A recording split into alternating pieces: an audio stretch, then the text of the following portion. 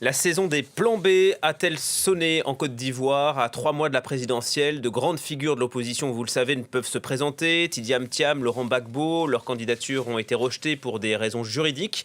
Dans leurs partis respectifs, le débat est lancé autour d'un probable remplacement. On retrouve Julia Guggenheim à Abidjan.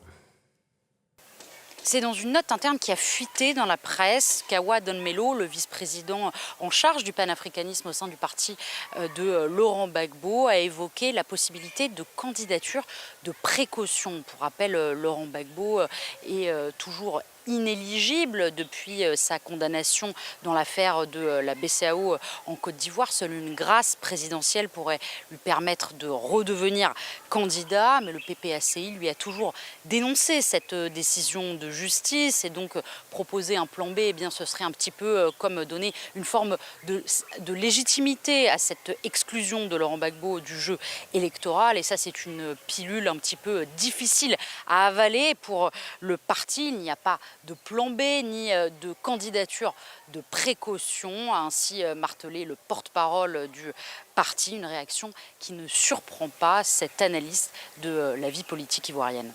La politique ivoirienne, surtout au niveau des partis politiques, s'articule moins autour des idées que des personnes. Et l'émergence de nouvelles personnalités dans ces partis est presque impossible. Mais ces deux partis doivent faire preuve de réalisme. L'opposition n'a pas intérêt à boycotter la prochaine présidentielle.